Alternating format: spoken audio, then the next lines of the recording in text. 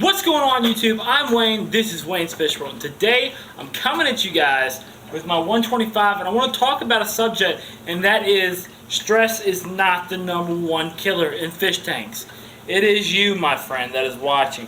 Now I know a lot of you are going to hit the dislike button because I just said you are a horrible person, but listen to me. In this video I'm going to talk about what are the causes of stress, what to look for to see stress, how to prevent stress, and how to reverse stress. And when it all boils down, we are responsible, including myself, for putting these fish in the conditions of stress. Let's dive into it. So what exactly is stress? Stress, we were all taught, is the #1 killer of fish. Stress is basically the immune system of the fish dropping because of improper conditions or fighting, bullying, something along those lines. Something that's going to make the fish go from peak conditions to lesser conditions. How to look for stress. There's many different signs of stress, and there's basically, in time, you'll develop a keen eye for it, but some signs of stress are, for example, the new tank syndrome. You get a new tank, you fill it up with water, and you put your decorations in it, you clean your gravel, you just throw the fish in there, and it automatically goes to the bottom, and it automatically dies. Why? Why is that? There's many different reasons. If you don't know how to cycle an aquarium, watch this video right here. Many people have found great help and they absolutely love this video. That's how you correctly cycle an aquarium. I'm not going to talk about in this video. You'll see signs of fish panting hard, going to the top and breathing heavy. They'll lose their color. They'll get some kinds of fungus and parasites. That's another thing with ick. Ick and other diseases. Me and the guy at the local fish store were talking about that today, and I'm going to make a video on that in the future. Ick is always present in your fish. It's just dormant. For example, this is right out of the local fish store's owner's mouth. We all have viruses inside of us. When our immune systems drop, we start coughing, we start sneezing. That's our immune system dropping. We always have it, but now our bodies are falling susceptible to it. Other signs of stress include fish not acting right, they're not eating properly, they're just acting out of the ordinary, they're hiding, they're shy, or they just die. What causes stress? What causes stress? Like I said earlier in this video, stress is the result of fish being in improper conditions. The #1 thing you can do to prevent stress is keep your water parameters stable.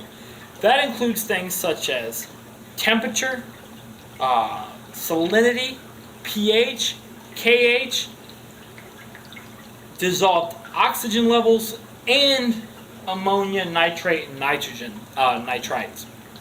Result of temperature fluctuations. For example, if you have a temperature in your aquarium that is 75 degrees and it drops down to 69 at night, that will result in a process called chilling, which bottom line isn't good for your fish. That'll lead to loss of appetite, lethargic activity in your fish. Sometimes they won't eat, and they're basically dying very slowly. If you have tropical fish, buy yourself a heater. Go to the local fish store, get with the guy or woman, ask them, what size do I need? They're going to hook you up. I recommend Eheim Jagger or Hager, however you want to pronounce it. I've also done a video review on that too. pH. pH is another big one that causes fluctuations in the water column, and it leads to stress. A lot of people in salt water, and it's even growing on freshwater, people will install sumps with a reverse photo period on their aquariums. They'll have their display viewable whenever they want to view it. Say they come home at 5 o'clock in the evening, it'll kick on at 5:30 and won't go off till 12 o'clock at night, something along those lines. When your display goes off, your sump light comes on. That'll keep your pH stable. I don't really have to worry about that in this aquarium. I'm sure it gets some kind of fluctuation at nighttime when all the lights go out, but it's not big enough to worry about. Keep your pH stable. If you have African cichlids and stuff like that, like alkaline water, get some aragonite sand, get some Texas holy rock, or just get dead live rock, which will raise the pH. Keep your pH stable. Another one is dissolved oxygen. A lot of people overlook it, but fish need a lot of oxygen, just like we do. And certain fish, like yellow tangs, need a high concentration of dissolved oxygen in the water column. If they are not provided with that, it'll lead to stress, and it could eventually lead to a dead fish. Example, yellow tangs. People will go, oh my goodness, I have a perfect reef tank. Why is my yellow tang still showing my yellow mark? It's because very possibly he needs more oxygen in the water column. Another way you can prevent stress, this is big, and I cannot stress it enough. Buy the proper size aquarium. Aquarium size is crucial. When I had my ballast shark in here, he got that big. I would not want to see, some people were saying ballast sharks are okay in a 4-foot tank. You tell me, a fish that is 1/4 of the tank cannot go in something that big. It's only swimming that much. That's not fair to the fish. Also, with proper size aquariums, if you have community fish like tetras, mollies, platies, other live bearers, and such like that, it's not really going to matter. But when you get into cichlids, like dwarf cichlids and angelfish, African cichlids, Jack Dempsey's, red devils, these fish need their niches. They need their own space. And when they breed, they need even more space. You have to set up a community tank that fits your fish. Have a plan and get it together. You need to do the research. You need to figure out what kind of picture you're creating in your aquarium before you even set it up. Ammonia, nitrate, and nitrites. You don't want these things to spike at all, especially ammonia. If ammonia ever spikes, you're going to get ammonia burning, and it can kill your fish. I shouldn't say this to YouTube, but most fish can stand a lot of nitrates, and if you ever slipped on your tank husbandry, you know what I mean. Most fish don't really care about high nitrates. It's bad for them, but they really don't care, honestly. What you really need to look out for is nitrite and ammonia. You should still try to keep those nitrates low, but ammonia and nitrite will kill your fish like that in an instant.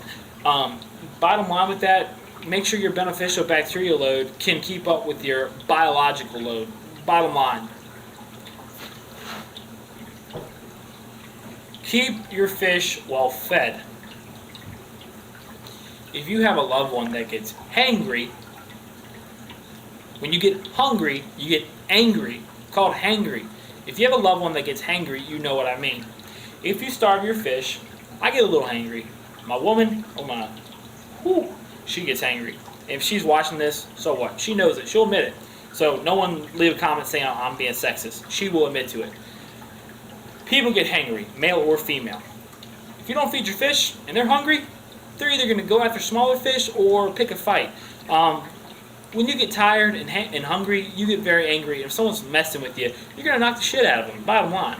Same thing applies to the fish. Keep your fish well fed. Feed them the diet that they require. Don't go get a herbivore fish and say, I'll just feed it frozen food. Frozen food is very good. No, it's going to get lateral line erosion and your fish is going to die.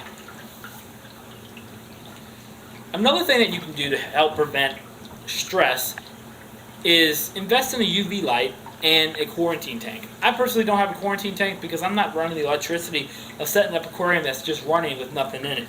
I personally know that I can take one of my tanks on the racking system, take substrate from this tank that is established, take biological media from that filter which is established, take tank water from this tank that's established, throw a heater in there and I'm good to go. I don't advise that.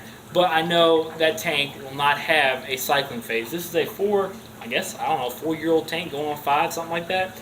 This tank's been up for a long time now. It's established. It's ready to go. I wouldn't throw a massive amount of fish in a tank with, pre-existing media, but a few small biological load fish isn't going to hurt it at all. Quarantine tanks are good. You're making an investment. If your fish get sick, you need a place for them. If they have babies, you got a place for babies. This is the correct way of doing it. People will buy a quarantine tank and just put their fish in there when they get sick. That's the improper way. This is more popular in saltwater. You have your display tank and then another tank, so it's a 29 gallon, a 55 gallon, something along those lines. They'll put the fish in there for a couple days, couple weeks, couple months, monitor it, dose them, medicate them, make sure they're in peak conditions, and then throw them in the tank. I kind of think that's kind of pointless because, like I said, you're always going to have ick in your fish's system. You're always going to have these parasites. You're always going to have these diseases. It's just a matter of when their immune system drops. That's when you see these problems. So you can quarantine this fish all you want, but those bad things are still in the system. We have Ebola in our gut. If when we die, that Ebola, you know what I'm saying. But when you put that fish in your tank and that fish gets ill, then those signs of ick start spreading and you're going, where'd ick come from? I quarantined all my fish. You don't get rid of ick. You don't get rid of colds. It's just something your body has to suppress. And that's another video we're going to talk upon later. But UV sterilizers are great. They're not going to kill ick and other parasites, but if you want to destroy ick in the water column, I recommend getting at least an 18 watt or a 32, 36 watt UV sterilizer. So now we know what stress is, we know what to look for. How do we actually reverse stress? Reverse stress. I highly recommend you get yourself into a community. Either be YouTube with me, Dustin, John with KG Tropicals, the Rick. I'm going to stop naming people because I shouldn't do that. I'm going to leave people out. Either you get in a community with us and talk to us, or you get on a forum, go to the local fish store. Get to that mom and pop store, that 70-year-old man who's been in fish ever since he was 5 years old. You need to talk to that guy. That guy is experienced. I don't recommend getting on forums because you can get this dumbass who's been keeping fish for 3 days and he knows everything about Morse idols, discus, stingrays, breeding, captive bred saltwater fish. He is just a genius. Genius. You get people like that voice their opinion in places they shouldn't voice it. This is what I think. If you have not dealt with Red Nisea, don't voice your opinion because you don't know. You can do all the research in the world, but you don't know. Reversing stress is getting the knowledge from qualified people. Getting knowledge from reliable resources. That is how you reverse stress. You owe it to yourself. Do the research. Have a plan. Have dedication. I say it all the time. It's all coming down to that. I hope you like this video. If you got a problem with your fish, leave it in the comments below because me or someone else in the community can help you. I hope you like this video, guys. I'll see you guys next week with a great video. Comment, rate, subscribe. If you haven't done that already, definitely subscribe. I've got plenty of great videos coming your way. And check out my past videos. Hit that like button if you liked the video. Share it if you enjoyed it and you learned something. Comment, rate, subscribe, guys. I'll see you next time. This is Wayne with Wayne's Fish World. Later.